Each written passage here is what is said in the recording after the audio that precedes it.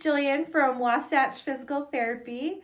I'm a pelvic floor physical therapist, and we're going to be talking about like a continuation of our first series. We had Poop Like a Pro Part 1, where we talked about eating the right foods so that when it's time to have a bowel movement, it all happens easily. But if it's not happening so quickly, then I'll give you some positioning and some techniques to help things kind of flow out easily, and so that we're not having too much pressure. Now let's go over why it's important to not have too much pressure. So if we come over here to this chart, you may have something like a prolapse.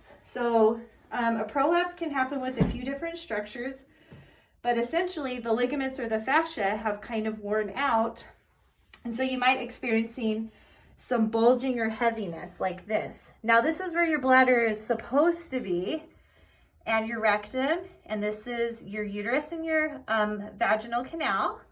So they're all supposed to be up and happy, but then over time and with, you know, childbirth and postmenopausal, all those kind of things, we can get some weakening of the fascia, and we can see maybe your bladder can hang down, your rectum can bulge a little bit, and so you'll feel that in kind of in between your legs. You'll feel a heaviness or a bulge. So we don't want this situation to get worse. And so with most of my patients, we talk about managing your abdominal pressure, and pooping correctly is a big part of that. So let's go over that really quick. Now I'm not going to be using the toilet. We're just going to be using a chair.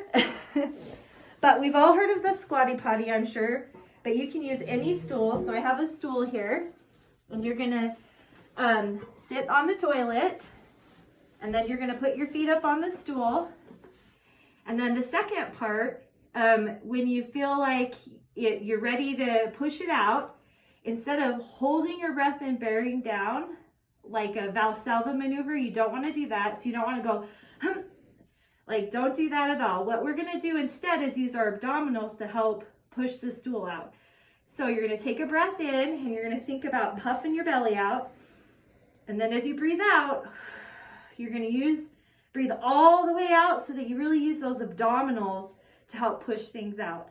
So let's see that again. We're going to breathe in, and then as you breathe out, we're going to use those abdominals and push our stool out. And then we'll be pooping like a pro,